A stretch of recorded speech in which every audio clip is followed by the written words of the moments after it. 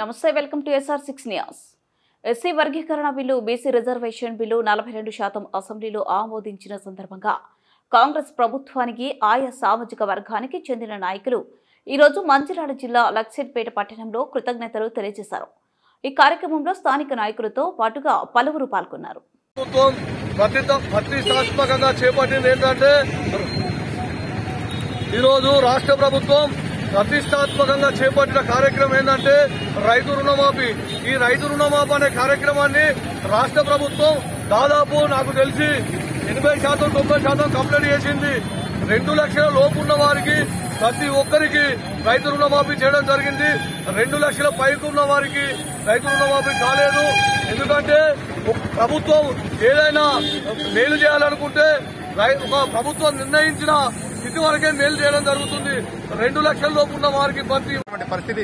అలాంటి పరిస్థితుల్లో ఇలా గౌరవ బట్టి విక్రమార్క గారి నేతృత్వంలో ఆర్థిక శాఖ మంత్రి వర్యులు ఇలా ప్రతిదీ తూచా తప్పకుండా నెరవేర్చే విధంగా అడుగులు అడుగై ప్రతిదీ క్షణక్షణం ఆర్థిక బడ్జెట్ పైన దృష్టి పెట్టి ఏ సముచిత న్యాయం జరిగే విధంగా ఇలా చేస్తున్నటువంటి ప్రక్రియ కులాలకు మతాలకు తేడా లేకుండా అన్ని వర్గాలకు సముచిత న్యాయం జరగాలనే ఆలోచనతోనే ఇలా రాష్ట్రంలో 3,04,000 పైచులకు బడ్జెట్ 2025-26 గాను కేటాయించడం జరిగింది.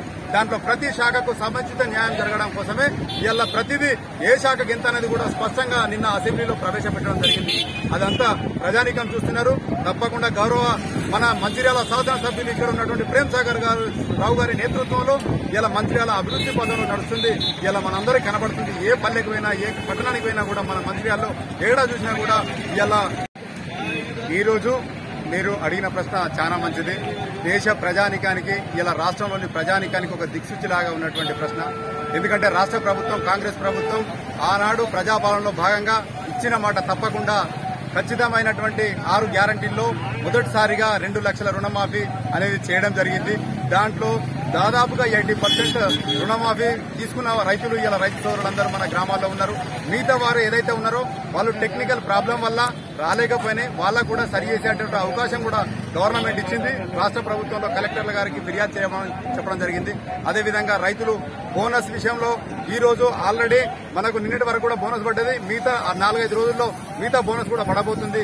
ఎందుకంటే ఆర్థిక పరిస్థితి గత పాలకులు మొత్తం దుర్వినియోగం చేసి దోచుకొని 119 నియోజకవర్గాల్లో ఇలా ముందు వరుసలో ఉండే విధంగా తీసుకెళ్లి ప్రక్రియ పెద్దలు ప్రేమ్ సాగర్ రావు గారు చేస్తున్నారు.